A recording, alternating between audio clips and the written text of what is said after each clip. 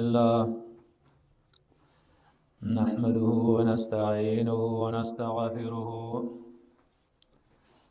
ونعوذ بالله من شرور أنفسنا ومن سيئات أعمالنا من يهده الله فلا مضل له ومن يضلله فلا هادي له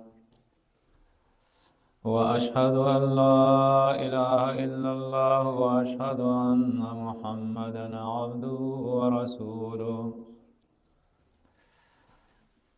أعوذ بالله السميع العليم من الشيطان الرجيم بسم الله الرحمن الرحيم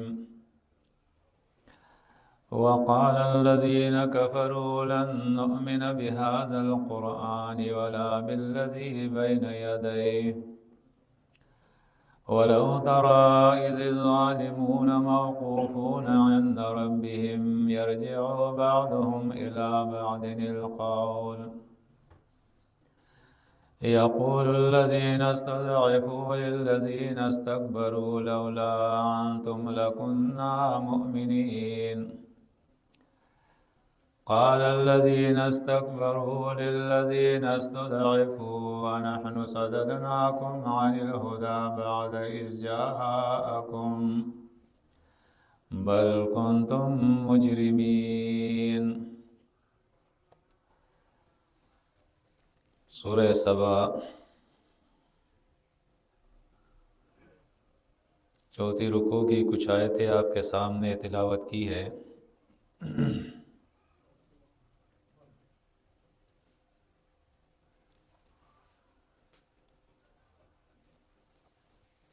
اللہ رب العزت نے تمام انبیاء جو دنیا میں بھیجے ہیں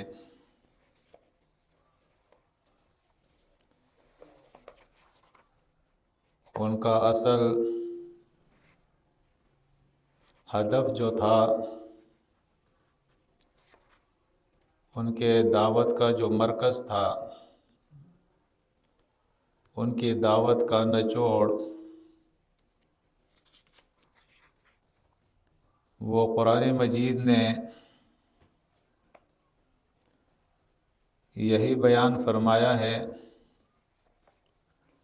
وَلَقَدْ بَعَثْنَا فِي كُلِّ أُمَّةٍ رَسُولًا أَنِ اعْبُدُوا اللَّهَ وَاجْتَنِبُوا الطَّاغُوتَ۔ فرمایا ہم نے تمام امتوں کے اندر ہر امت کے اندر اپنا ایک رسول بھیجا ہے، اور ہر رسول کا یہ مشن تھا، یہ اس کی دعوت تھی، ان اعبدوا اللہ، اللہ کی بندگی کرو۔ پوری تفصیل کے ساتھ اللہ رب العزت نے انبیاء کی یہ دعوت ذکر فرمائی ہے، یا قوم اعبدوا اللہ ما لکم من الہ غیرہ۔ ہر نبی نے کہا کہ اے میرے قوم، ایک اللہ کی عبادت کرو، اس کے علاوہ کوئی دوسرا الہ نہیں۔ بندگی کا مقصد یہ ہوتا ہے عین با دال،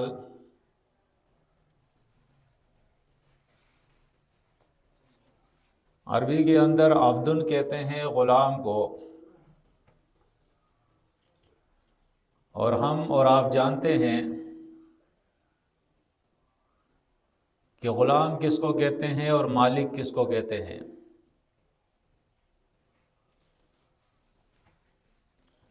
مالک اور غلام کو ہم جانتے ہیں، مالک اس کو کہتے ہیں۔ اسی صورت النحل کے اندر اللہ رب العزت نے غلام کی مثال بیان کی ہے، ضرب اللہ مثلا عبدا مملوکا لا يقدر على شيء۔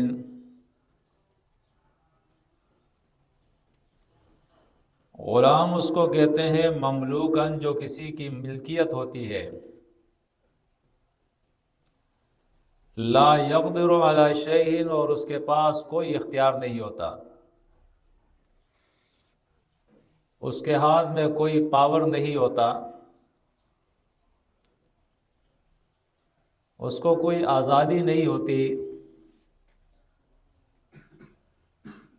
وہ حکم کے تابع چلتا ہے، سارا اختیار اور سارا پاور جو ہے وہ مالک کے پاس ہوتا ہے۔ مالک جیسے کہتا ہے غلام ویسے ہی کرتا ہے، اور اس کا جو مالک ہوتا ہے وہ اسی کی بات مانتا ہے، اسی کے کہنے پہ چلتا ہے، اپنے مالک کے علاوہ کسی اور کی بات اس کے حکم کے مقابلے میں نہیں مانتا، یعنی نہ اپنی مرضی چلاتا ہے، نہ اپنے مالک کے حکم کے مقابلے میں چاہے دنیا کی کتنی بڑی شخصیت کیوں نہ ہو، لیکن پھر بھی وہ کسی اور کی بات نہیں مانتا، وہ اپنے مالک ہی کی بات مانتا ہے۔ اگر یہ بات ہماری سمجھ میں آ جائے تو بڑی قیمتی بات ہے یہ، انشاءاللہ دنیا بھی ہماری سنور جائے گی اور آخرت بھی۔ تمام انبیاء کی یہ دعوت جو ایک مختصر سے جملے کے اندر وہ کہہ رہے ہیں، یا قوم اعبدوا اللہ ما لکم من الہ غیرہ، لوگوں ایک اللہ کے غلام بن جاؤ کہ اس کے علاوہ تمہارا کوئی مختار کل نہیں، کوئی تمہارا مالک نہیں، کوئی الہ نہیں، حاجت روا نہیں۔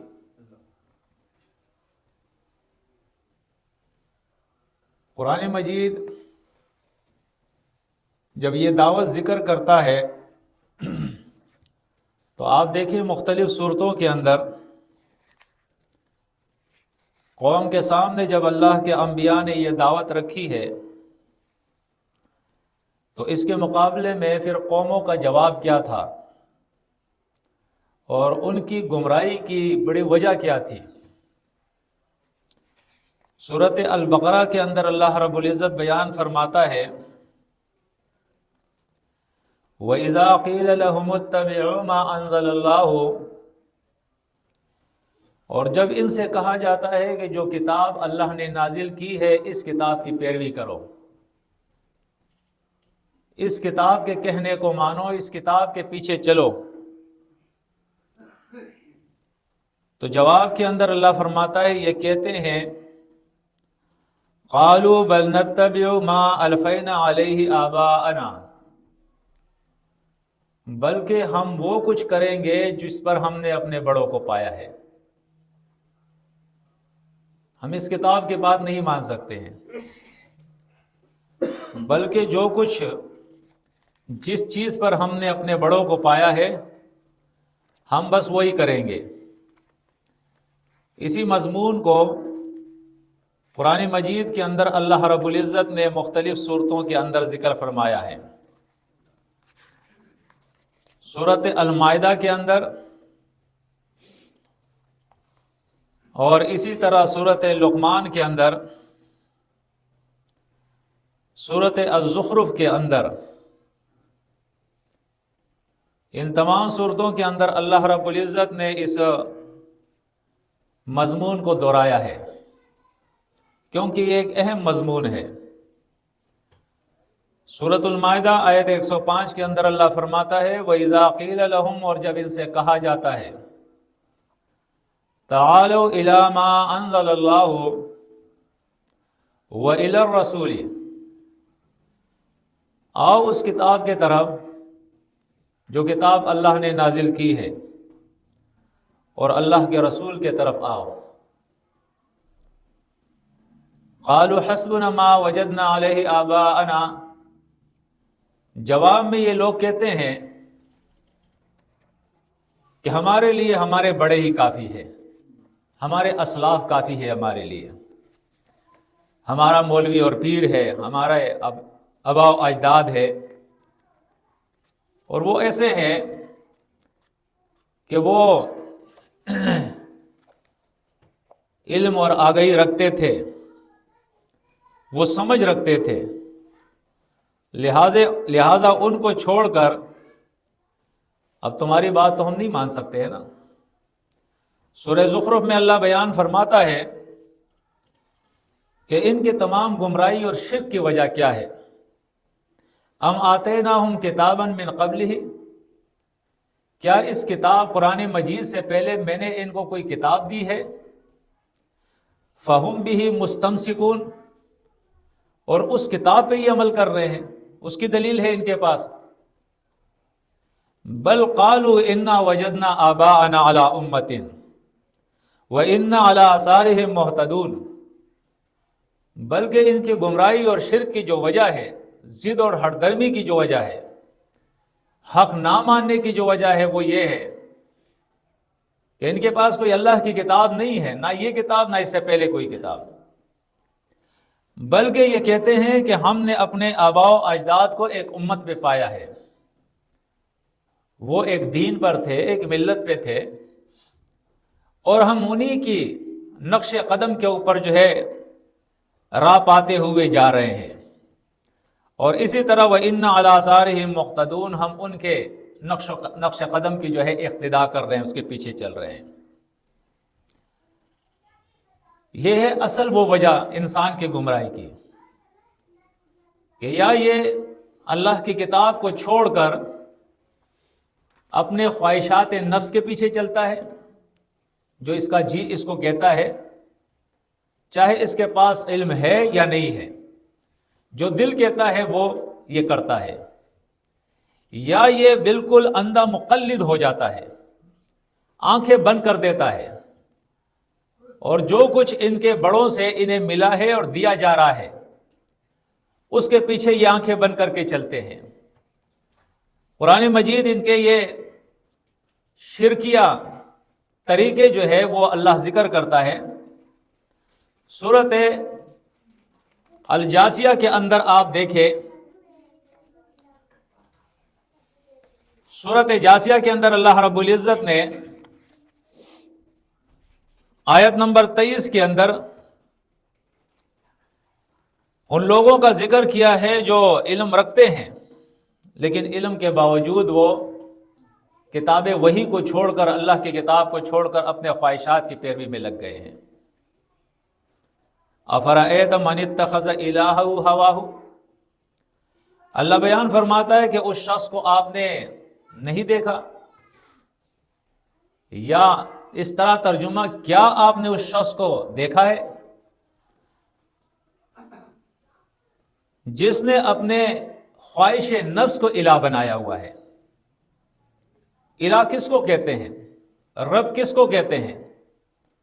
شاید یہ چیزیں ہمارے سمجھ میں نہیں ہے، اس لیے ہم دنیا کی وہ بڑی غلطی کر رہے ہیں جس سے ہماری دنیا بھی تباہ ہو رہی ہے اور ہماری آخرت بھی تباہ ہو جائے گی۔ الہ اصل میں وہ ذات ہے جس ذات کا ہم حکم مانتے ہیں بغیر چو اور چرا، آنکھیں بند کر کے، یعنی اول تو ہم نے غور و فکر کیا، زمین اور آسمان کی تخلیق میں، اپنی تخلیق میں، کائنات کے اندر غور و فکر کیا تو ہمیں معلوم ہوا کہ ہمارا ایک الہ ہے، ہمارا ایک خالق ہے، ایک مالک ہے، ایک رب ہے جس نے ہمیں پیدا کیا، جو ہماری حاجتوں کو پورا کرتا ہے۔ اس نتیجے پہ پہنچنے کے بعد اب ہم اس کے آگے سرنڈر ہو گئے، ہم نے سر تسلیم خم کر دیا ہے کہ مالک ایاک نعبد و ایاک نستعین، ہر نماز میں ہم کہتے ہیں، صلاۃ کی ہر رکعت کے اندر ہم کہتے ہیں کہ اے اللہ میں تیرا غلام ہوں، ہم تیرے غلام ہیں، اور ہماری دنیا کی جتنی حاجتیں ہیں وہ ہم تجھ سے مانگیں گے، تیرے علاوہ کسی اور سے نہیں مانگیں گے۔ اصل وجہ یہ ہے کہ ہم تو صرف قرآن پڑھتے ہیں نا، قرآن سمجھتے نہیں ہیں، اور یہی وجہ ہے کہ ہم ٹھوکریں کھا رہے ہیں۔ یہ کتاب سمجھنے کے لیے آئی ہے، یہ کتاب سمجھانے کے لیے آئی ہے، یہ کتاب سیکھنے کے لیے آئی ہے، یہ کتاب سکھانے کے لیے آئی ہے، یہ کتاب راہ دکھانے کے لیے آئی ہے، یہ کتاب فیصلوں کے لیے آئی ہے۔ لیکن اس کتاب کو ہم نے یا تو دم کرنے کے لیے استعمال کر رہے ہیں، یا تعویذوں میں استعمال کر رہے ہیں، یا ہم نے کپڑوں میں لپیٹ کے خیر اور برکت کے لیے گھر کے طاق پہ رکھ دیا اس کو، یا اس کے سائے میں اپنی بیٹی کو رخصت کر رہے ہیں، یا اس کی قسمیں اٹھا رہے ہیں، یا کوئی مکان دکان بناتے ہیں تو قرآن خوانیاں کر لیتے ہیں، کسی کی میت ہوتی ہے تو اس کے لیے ختم شریف پڑھ لیتے ہیں۔ یہ کتاب یہ مذاق کی کتاب نہیں ہے۔ انہ لقول فصل وما هو بالہزل، یہ مذاق کی کتاب نہیں، یہ فیصلوں کی کتاب ہے، یہ سیرت اور کردار کی کتاب ہے، یہ عقائد کی کتاب ہے، یہ عدالتوں کی کتاب ہے، فیصلوں کے لیے آئی ہے، یہ تمہیں معاش اور معاشرت سکھانے آئی ہے، یہ کتاب تمہیں عقائد سکھانے آئی ہے، یہ کتاب تمہیں سیاست سکھانے آئی ہے، یہ کتاب تمہیں دنیا کے اندر ڈھنگ سکھانے کے لیے آئی ہے کہ زندگی کس طرح سے تم گزارو گے۔ یہ مذاق کی کتاب نہیں ہے۔ آج اس کتاب کو مذاق کی کتاب بنا دیا ہے، اس لیے ہم بھٹک چکے ہیں۔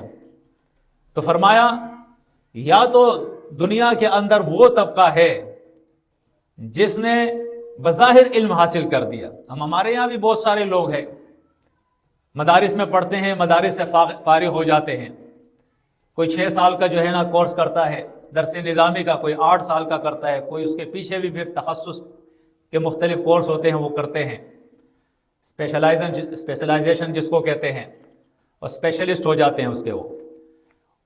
لیکن جب وہ معاشرے کے اندر آتے ہیں تو ہونا تو یہ چاہیے کہ وہ اس کتاب کو اچھی طرح سمجھ گئے ہو، اور اب وہ اس کتاب کے علم کو آگے بڑھائے، کیونکہ یہ حکم ہے یا ایھا الرسول بلغ ما انزل الیک من ربک، اور نبی کریم صلی اللہ علیہ وسلم نے اس حکم کے تحت جو اللہ نے رسول سے کہا تھا کہ رسول یہ کتاب تم لوگوں تک پہنچاؤ، اللہ کے نبی نے فرمایا فَلْيُبَلِّغُ الشَّاهِدُ الْغَائِبَ، حجۃ الوداع کے موقع پر تمام امت کو، امت کے علماء کو خطاب کرتے ہوئے اللہ کے نبی نے فرمایا اب تمہارا کام ہے کہ اس کتاب کو تم غائبین تک پہنچاؤ۔ علم اس چیز کا نام تو نہیں ہے کہ آپ نے بہت اچھی طرح فلسفہ پڑھ لیا، بہت اچھی طرح آپ نے منطق کو پڑھ لیا، آپ نے علم المعنی اور علم الکلام کا علم حاصل کر لیا، آپ نے جو ہے نحو و صرف بہت اچھی طریقے سے پڑھ لیے، آپ نے نحوی اور اسی طرح نحوی اور اسی طرح منطقی اصطلاحات کا علم حاصل کر لیا، اور آپ اب تکبر سے بڑے ہوئے منبر کے اوپر بیٹھ کر اپنا علم جو ہے لوگوں پر جھاڑتے رہیں گے، یا کوئی فرقہ بنائیں گے، اس فرقے کی قیادت کریں گے، یا اس علم کے ذریعے لوگوں کا مال بٹولو گے۔ اس لیے یہ کتاب، یہ علم آپ نے حاصل نہیں کیا تھا، آپ ورثۃ الانبیاء ہیں، آپ کا کام ہے جو کتاب اللہ نے اپنے نبی پر نازل کی ہے اس کتاب کو سیکھ کر لوگوں کو سکھانا اور اس کتاب کے احکامات کو عام کرنا۔ لیکن اللہ فرماتا ہے کہ کیا آپ نے اس شخص کو دیکھا ہے جس کو اللہ نے علم حاصل دیا تھا لیکن علم کے باوجود وہ اللہ کی کتاب سے گمراہ ہو گیا، بھٹک گیا، اللہ کی کتاب کا وہ علم اس نے پسے پشت اس کو ڈال دیا، جس طرح اللہ رب العزت نے سورۃ اعراف کے اندر بھی اس کا ذکر فرمایا ہے۔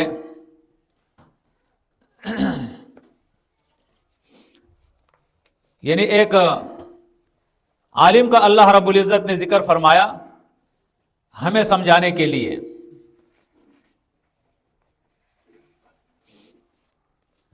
فرمایا وَاتْلُ عَلَيْهِمْ نَبَأَ الَّذِي آتَيْنَاهُ آيَاتِنَا فَانسَلَخَ مِنْهَا فَأَتْبَعَهُ الشَّيْطَانُ فَكَانَ مِنَ الْغَاوِينَ۔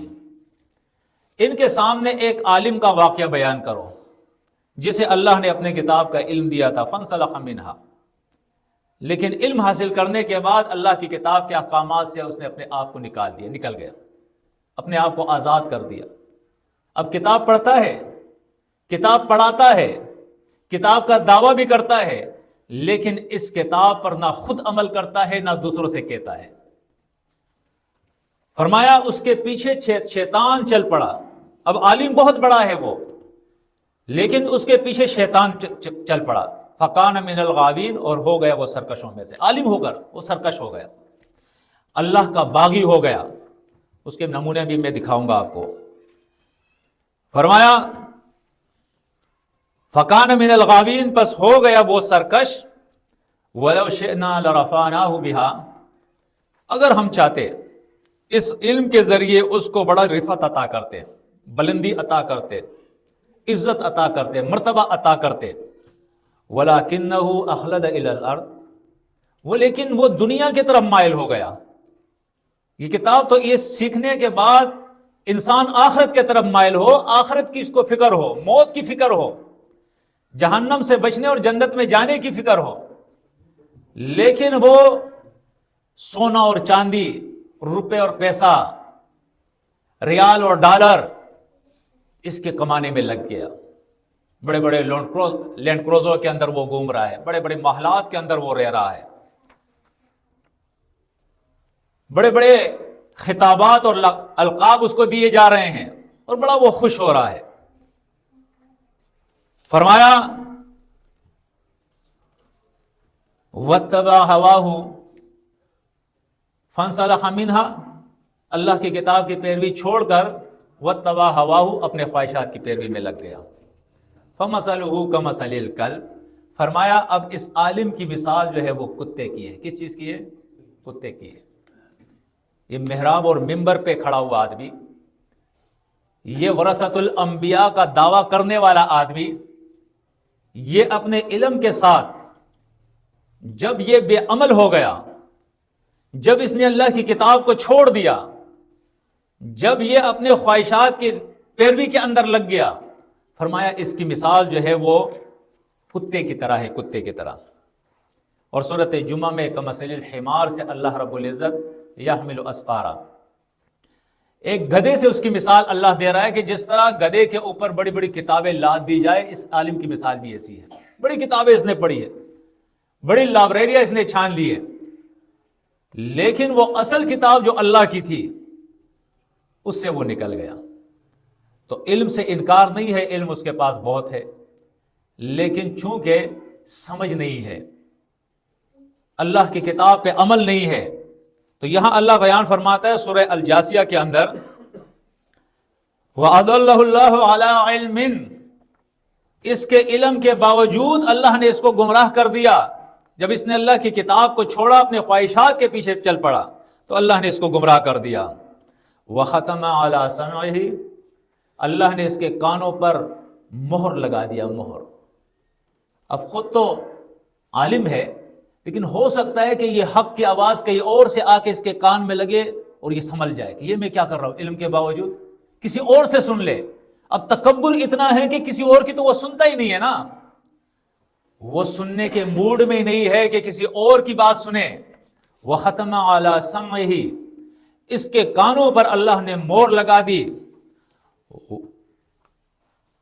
اور آگے اللہ فرماتا ہے وَقَلْبِهِ، اور اس کے دل کے اوپر اللہ نے مہر لگا دی کہ اب سوچنے سمجھنے کہ وہ جو حس تھی وہ اللہ رب العزت نے اس سے چھین لی، کہ خود سوچے سمجھے، غور و فکر کرے.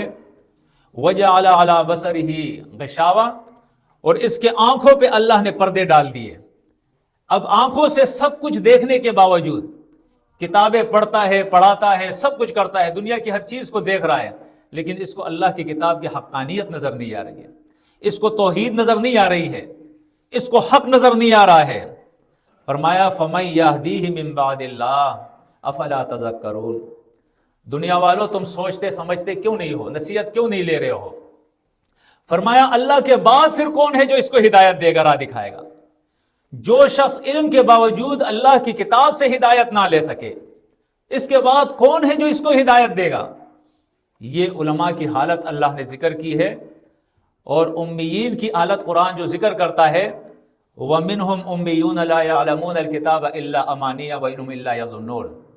سورہ البقرہ کے اندر اللہ فرماتا ہے بعض ان میں سے وہ ہے جو امیین ہے. امیین کون ہے؟ لا يعلمون الکتاب، جو کتاب نہیں جانتے، کتاب کا علم ان کے پاس نہیں ہے. اور وہ اٹکل کے پیچھے جا رہے ہیں، خیال اور گمان کے پیچھے جا رہے ہیں، سمجھنے کی نہ وہ کوشش کرتے ہیں اور نہ یہ ان کی جستجو ہوتی ہے۔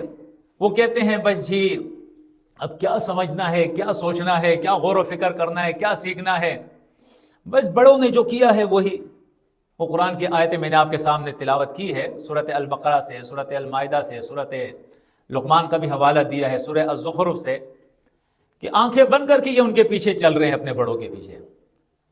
تو ان کا ذکر اللہ رب العزت نے سورہ التوبہ کے اندر کیا ہے، اتخذوا احبارہم ورہبانہم اربابا من دون اللہ، انہوں نے اپنے مولوی اور پیروں کو رب بنایا ہے اللہ کے حکم، اللہ کے مقابلے میں۔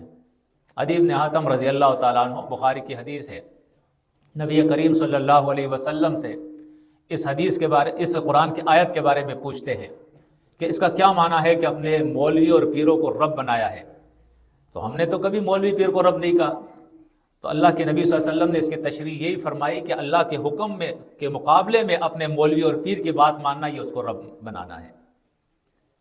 آج کے اس خطبے اور درس سے آپ اس بات کو سیکھیں، سمجھے کہ ہم اللہ کے بندے ہیں۔ کس کے بندے ہیں؟ بندے کا معنی ہوتا ہے غلام۔ ہم کس کے غلام ہیں؟ ہمارا مالک کون ہے؟ اللہ۔ اچھا، اس کے اندر سارے شریک ہیں، نبی ہو، ولی ہو، شہداء ہو، صدیقین ہو، شہداء ہو، صالحین ہو، علماء ہو، فضلاء ہو، عام ہو، خاص ہو، سب شریک ہے اس کے اندر۔ اس لیے شریک ہے کہ دیکھیں نبی کریم صلی اللہ علیہ وسلم سے مشرکین مکہ جو ہے وہ مطالبہ کرتے ہیں۔ سورۃ یونس آپ دیکھیں، وَإِذَا تُتْلَى عَلَيْهِمْ آيَاتُنَا بَيِّنَاتٍ، جب ان کے سامنے اللہ کی کتاب کی آیتیں کھول کھول کر بیان کی جاتی ہے، ترجمے کے ساتھ، وضاحت کے ساتھ کہ یہ اللہ کی کتاب کی آیت ہے، اس میں یہ اللہ فرما رہا ہے، قَالَ الَّذِينَ لَا يَرْجُونَ لِقَاءَنَا، وہ لوگ جو آخرت کی امید نہیں رکھتے، عقیدہ نہیں رکھتے کہ مرنا بھی ہے، حساب کتاب اللہ کے سامنے جانا ہے۔ ویسے تو ہم سب جتنے بھی ہے دعویٰ کرتے ہیں، اور ہر دور میں لوگوں نے دعویٰ کیا ہے، قرآن اس کا ذکر کرتا ہے، وَمِنَ النَّاسِ مَن يَقُولُ آمَنَّا بِاللَّهِ وَبِالْيَوْمِ الْآخِرِ وَمَا هُم بِمُؤْمِنِينَ۔ دعویٰ تو ہوتا ہے کہ ہم اللہ پر ایمان رکھتے ہیں، آخرت پر ایمان، لیکن اللہ فرماتا ہے یہ ایمان رکھتے نہیں ہے۔ ایمان ہے اعتمد بہ، ایمان کا معنی ہوتا ہے اعتماد کرنا۔ آپ اعتماد کس چیز پہ کر رہے ہو؟ اللہ پہ اعتماد کر رہے ہو یا مخلوق پہ کر رہے ہو؟ اللہ کی کتاب پہ یا مخلوق کی کتابوں پر؟ آپ اعتماد دنیا پہ ہے آپ کا یا آخرت کے اوپر ہے؟ اگر آخرت پہ ہے تو اس کا مطلب ہے کہ آخرت کے لیے آپ دنیا کے مفادات کو ٹکراؤ گے، اس کو ترجیح نہیں دو گے، آخرت کو ترجیح دو گے۔ لیکن زبان سے ہم سب کہتے ہیں، عملاً جب ہمارا امتحان ہوتا ہے، ہم پر آزمائش آتی ہے، تو حال یہ ہوتا ہے کہ ہم اللہ کی بات پر مخلوق کی بات کو ترجیح دیتے ہیں، ہم اللہ کی کتاب پر مخلوق کی کتاب کو ترجیح دیتے ہیں، ہم آخرت پر دنیا کو ترجیح دیتے ہیں۔ دیتے ہیں یا نہیں دیتے؟ دیتے ہیں۔ تو اس لیے قرآن کہتا ہے وَمَا هُم بِمُؤْمِنِينَ، حقیقت یہ ہے کہ یہ ان لوگوں کی جماعت سے ہے نہیں جو مومنین ہے اصل میں، حقیقت میں۔ تو سورۃ یونس کے اندر اللہ فرماتا ہے کہ جو لوگ آخرت کا ایمان نہیں رکھتے، عقیدہ نہیں رکھتے ہیں، وہ اللہ کے نبی سے کہتے ہیں ائت بقرآن غیر ھذا، اس قرآن کے علاوہ کوئی اور کتاب لے آؤ۔ یعنی یہ تعجب کی بات نہیں ہے کہ اس دور میں لوگوں نے کہا نبی سے کہ اس کتاب کے علاوہ کوئی اور کتاب لے آؤ۔ آج بھی آپ سے لوگ کہیں گے، جب آپ قرآن بیان کریں گے تو آپ سے وہ یہی کہیں گے کہ بس صرف قرآن، کوئی اور کتاب دکھاؤ۔ یہ مسئلہ کس کتاب میں ہے اللہ کی کتاب کے علاوہ؟ کسی اور کتاب میں دکھاؤ۔ اس سے اطمینان نہیں ہوگی اللہ کی کتاب سے، وہ دوسری کتاب کا مطالبہ کریں گے، اور آگے یا وہ کہیں گے کہ ائت بقرآن غیر ھذا، کہ اس کتاب کے علاوہ کوئی اور کتاب لے آؤ، او بدلہ، یا اس کتاب میں کوئی تبدیلی کرو، اس کتاب میں کوئی تبدیلی کرو۔ کوئی مفسر سے آپ کی تفسیر آ جائے اور یہ کتاب کی آیت اس کے خلاف ہو، تو مفسر صاحب کی تفسیر کی انکار کرنے کے بجائے اس کتاب کی ایسی تعویل کرو کہ وہ مفسر صاحب جو ہے نا اس کی بات مانی جائے۔ اس کتاب کے مقابلے میں اگر کوئی روایت آ جائے، کوئی حدیث نام کی کوئی چیز آ جائے، تو اس کتاب میں کوئی تعویل کر لو، کوئی تبدیلی کر لو، اس کے اندر ترمیم، اضافہ، کمی کچھ کر کے ایسا معنی کرو کہ وہ روایت جو ہے اپنی جگہ پہ باقی رہ جائے، اس کا انکار نہ آ جائے۔ کوئی بات نہیں، اس کتاب کا انکار ہو جائے، اس کتاب میں تبدیلی آ جائے، اللہ کا نبی کیا کہہ رہا ہے آپ دیکھیں. جب یہ مطالبہ کیا گیا تو اللہ اپنے نبی سے کہتا ہے قل ان سے کہو ما یکون لی ان ابدلہ من تلقاء نفسی،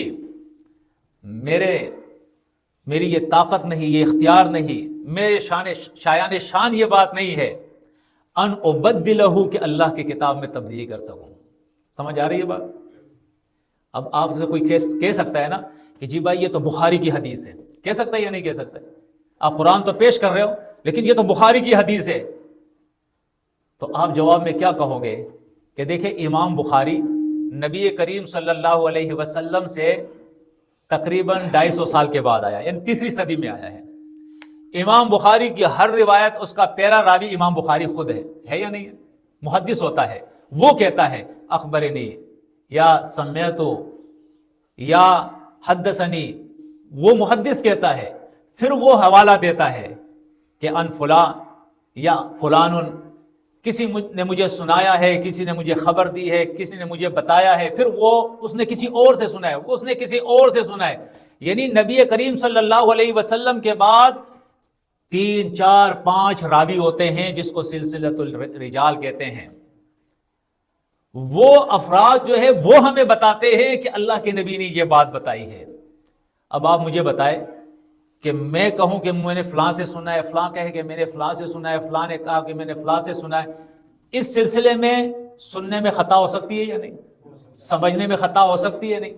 تو اس لیے احادیث کو کہتے ہیں ظنی الثبوت. اس میں ظن ہوتا ہے، امکان ہوتا ہے غلطی کا، لیکن قرآن مجید جو ہے یہ قطع الثبوت ہے، یہ یقینی کتاب ہے.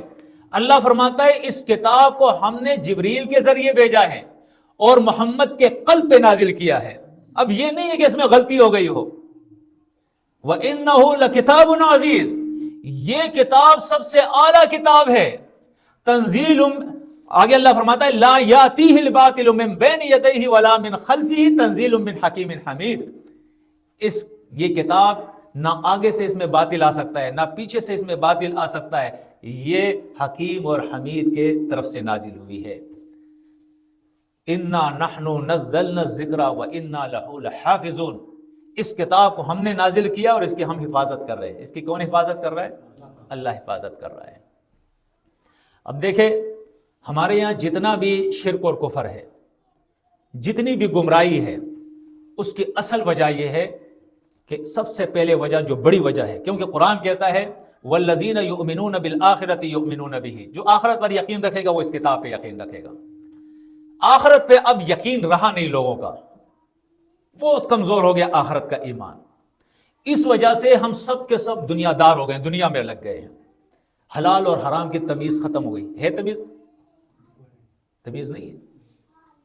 یہاں کا تو مجھے نہیں پتا ہے، ہمارے KPK کے اندر لوگ تمباکو کی کاشت کرتے ہیں، ٹھیک ہے نا. اس کے اندر اس قسم کے لوگ بھی ہیں جو اپنے آپ کو موحد کہتے ہیں، اہل حق اور اہل ایمان کہتے ہیں، وہ بھی اس میں ملوث ہے. اور ان کو پتہ بھی ہے کہ یہ جو سگریٹ بنانے والی کمپنیاں ہیں نا، یہ ان کو ایڈوانس پیسے دیتے ہیں کہ یہ لو اور کاشت کرو تمباکو کی، وہ ان سے خریدتے ہیں. تو اب بتاؤ کہ اس کے اندر دو رائے تو نہیں، یہ چیز حرام ہے یا نہیں؟ حرام ہے، اس کی کمائی حرام ہے، لیکن وہ کھا رہے، شیر مادر سمجھ کے کھا رہے. اس کا کیا مطلب ہے؟ اس کا مطلب یہ ہے کہ ہم حلال اور حرام، ہم نے اس کا تمیز ختم کر دی. اس کے اندر ہمیں دنیا چاہیے، آخرت کی ہمیں فکر نہیں ہے. دوسری اہم بات میں آپ کو بتاتا ہوں، وراثت کا مسئلہ ہے. پوری دنیا کے اندر، بالخصوص پاکستان کے اندر، ہمارے چاروں صوبوں کے اندر اکثریت کن لوگوں کی؟ مسلمانوں کی ہے یا نہیں؟ لیکن وراثت میں حصہ بیٹی کا، بہن کا حصہ ہوتا ہے؟ نام سے ہوتا ہے. کوئی دیتا ہے؟ ہوتا تو ہے، اسلام کے اندر ہے، لیکن کوئی دیتا بھی ہے؟ نہیں. بہت کم لوگ ایسے ہوں گے وہ کہتے ہیں یار میری دولت، میری جائیداد وہ میرے داماد کے پاس جائے گی. نہیں، اس کو لوگ برداشت نہیں کر سکتے. ان کا خاندان الگ ہے، ہمارا خاندان الگ ہے، یہ میرے بیٹوں کو ملنی چاہیے. ہڑپ کر جاتے ہیں. یہ حلال ہے یا حرام ہے؟ حرام ہے نا. لیکن یہ حرام لوگ کھا رہے نہیں کھا رہے، اس لیے کہ آخرت پر ایمان بڑا کمزور ہو گیا ہے، دنیا پہ ایمان بنا ہوا ہے. تو اسی وجہ سے ہم دنیا کے اندر جو ہے گھسے جا رہے ہیں اور دین سے کیا ہے؟ دور ہوتے جا رہے ہیں. ہمارا بچہ آپ دیکھیں نا، جب چھوٹا سا ہوتا ہے 4-5 سال کا ہو جاتا ہے ہم اسکول میں داخل کرتے ہیں، خوب کوشش کرتے ہیں کہ یہ انگلش سیکھے، ماہر ہو جائے، ٹھیک ہے نا، اس کے بعد اس کو ڈاکٹر بنانا ہے، انجینئر بنانا ہے، اور پتہ نہیں کیا سے کیا بنانا ہے، لیکن کبھی ہمیں یہ فکر نہیں ہوتی کہ اس کو اللہ کی کتاب بھی سکھانی ہے۔ کتاب صرف اتنی سکھانی ہے کہ بس کتاب ناظرے سے پڑھ لے، بیچارے کے سمجھ میں نہیں آئے، صرف ناظرے سے پڑھ لے۔ آج ساری ہماری امت جو ہے بحیثیت مجموعی وہ ناظرے سے پڑھنے والی ہے، وہ حافظ قرآن ہے، وہ قاری صاحب ہے، لیکن قرآن کا علم اس کے پاس نہیں ہے، سمجھ اس کے پاس نہیں ہے۔ یہ ہمارا حال ہو گیا ہے۔ تو اب امت جو ہے وہ سب کے سب، اکثریت ان کے بہت کم لوگ ایسے ہوں گے جو مرض سے بچے ہوئے، اور نبی کریم صلی اللہ علیہ وسلم نے فرمایا کہ مجھے خوف بھی یہی ہے کہ یہ دنیا تمہیں لے ڈوبے گی، دنیا کی محبت ہو گئی ہے بہت زیادہ۔ تو جب دنیا کی محبت بہت زیادہ ہو گئی تو اللہ کی کتاب کے علم سے ہم دور ہو گئے۔ جب اللہ کی کتاب کے علم سے دور ہو گئے تو ہمیں فرقوں میں تقسیم کر دیا گیا۔ کیا اس کی گنجائش تھی کہ کوئی اہل حدیث بن جائے، کوئی دیوبندی بن جائے، کوئی بریلوی بن جائے، کوئی شیعہ بن جائے، کوئی سنی بن جائے، کہیں 4 امام ہو، کہیں 12 امام ہو؟ اس کی کوئی گنجائش تھی؟ کوئی گنجائش نہیں تھی۔ لیکن یہ سب کچھ اس وقت ہوا ہے کہ ہم دنیا دار بن گئے، اور اوپر والے جو تھے وہ ہم سے زیادہ دنیا دار تھے، انہوں نے اپنے مفاد کے لیے ہمیں ٹکڑوں میں تقسیم کر دیا، اور کھانے پینے کا ایک ذریعہ بن گیا یہ دین ان کے، ٹھیک ہے نا۔ اب وہ سارے جتنے بھی باطل عقائد تھے وہ کیا ہوا؟ ہمارے اندر داخل ہو گئے۔ ٹائم تو ہو گیا میرا خیال میں، جی ٹائم ہو گیا نا؟ اچھا جی، بس میں پھر مختصر کرتا ہوں، صرف اتنی آپ کو بات بتا دوں کہ اپنا یہ ایمان بنا لو کہ جو چیز بھی، جو قول، جو روایت، جو تفسیر، جو فقہی مسئلہ ہو، جو چیز بھی، چاہے وہ اکثریت کے اندر ہو، علماء کے اندر ہو، فضلاء کے اندر ہو، حکومت وقت سے ہو، عدالتوں کے اندر ہو، جہاں بھی ہو، اللہ کی کتاب کے خلاف ہو تو اسے نہ مانے، بس یہ اپنا ایمان بنا لے۔ اس کی انشاءاللہ پھر نظیریں آپ کے سامنے آ جائے گی، جب ہم آتے رہیں گے، آپ بھی ہمارے پاس آتے رہیں گے، بتاتے رہیں گے کہ کیا کیا چیزیں ہیں ہمارے امت کے اندر جو قرآن کے خلاف ہے اور لوگ اسے مان رہے ہیں، ان کے عقیدے ہیں، اور اس طرح جو ہے اللہ کی کتاب کے خلاف عقیدہ بنا کر وہ جہنم کے آگ کے اندر داخل ہو رہے ہیں۔ مختصراً میں ایک صرف آپ کو بتا دوں کہ دیکھیں، اب ہم سب لوگ جو ہے توحید کے قائل ہیں، قائل ہے یا نہیں؟ لیکن امام بخاری ایک روایت لے آیا کہ آخر زمانے میں دجال آئے گا، وہ بارش برسائے گا، فصلیں اگائے گا، موت بھی دے گا، زندگی بھی دے گا۔ بارش برسانا، فصلیں اگانا، موت، زندگی دینا، یہ کس کا کام ہے؟ اللہ کا کام، پوری کتاب بتا رہی ہے۔ لیکن چونکہ امام بخاری روایت لے آیا تو اب امام ابو حنیفہ کے تو ہم مقلد نہیں ہے، لیکن امام بخاری کے تو مقلد ہے نا، وہ محدث ہے، اس کے تو ہم مقلد ہے۔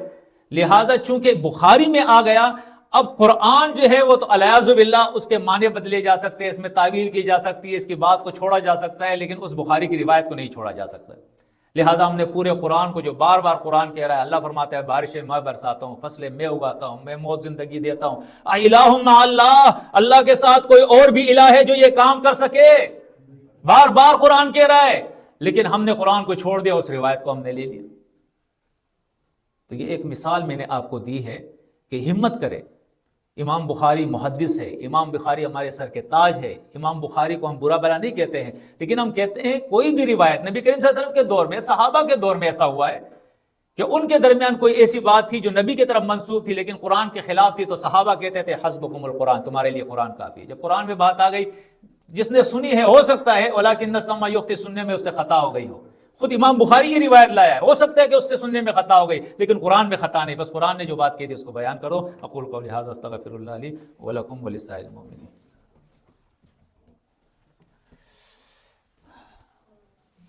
ان الحمد للہ نحمده ونستعینه ونستغفره ونعوذ باللہ من شرور انفسنا ومن سیئات اعمالنا، من يهده الله فلا مضل له ومن يضلل فلا هادي له، واشهد ان لا اله الا الله وحده لا شريك له واشهد ان محمدا عبده ورسوله۔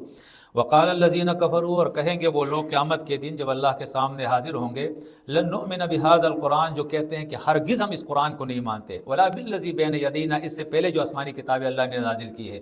فرمایا ولو ترى اذ الظالمون موقوفون عند ربهم، اگر تم قیامت کے دن ان ظالموں کو دیکھ لو جب یہ اپنے رب کے سامنے کھڑے ہوں گے، یرجع بعضهم الی بعض القول، تو یہ بڑے اور چھوٹے آپس میں ایک دوسرے کے ساتھ جو ہے سوال اور جواب کریں گے، یقول الذین استضعفوا، یہ پیچھے چلنے والے اقتداء کرنے مقتدی جو ہے، فرمایا یہ اپنے بڑوں سے کہیں گے، للذین استکبروا، جو ان کے بڑے ہیں ان سے کہیں گے، لولا انتم لکنا مؤمنین، اگر تم نہ ہوتے نا تو ہم اللہ کی کتاب پر ایمان لے آتے، اس کی بات مان لیتے۔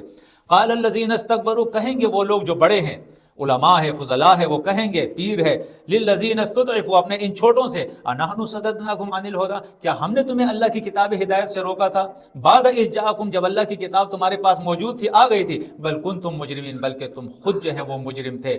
وقال الذین استضعفوا، یہ چھوٹے اپنے بڑوں سے کہیں گے، للذین استکبروا، اپنے بڑوں سے، بل مکر اللیل والنہار، بلکہ دن اور رات، تأمروننا، تمہاری وہ تقریریں تھی، وہ باتیں جو تم ہمیں کرتے تھے، انہی باتوں کی وجہ سے ان نکفر باللہ، کہ ہم اللہ کی کتاب کا انکار کریں، ہم اللہ کی بات کا انکار کریں، یہ تم تو ہم سے کہتے تھے کہ فلاں حدیث میں ہے، فلاں روایت میں ہے، فلاں تفسیر میں ہے، فلاں کتاب میں ہے، وَنَجْعَلُ لَهُ اندادا، اور تمہاری ان بیانات کی وجہ سے ہم نے اللہ کے ساتھ شرک کیا ہے۔ اقول قولی ھذا استغفر اللہ لی ولکم ولسائر المؤمنین، سبحانک اللہم وبحمدک، اشہد ان لا الہ الا انت، استغفرک واتوب الیک، وصلی اللہ علی النبی صلی اللہ علیہ وسلم۔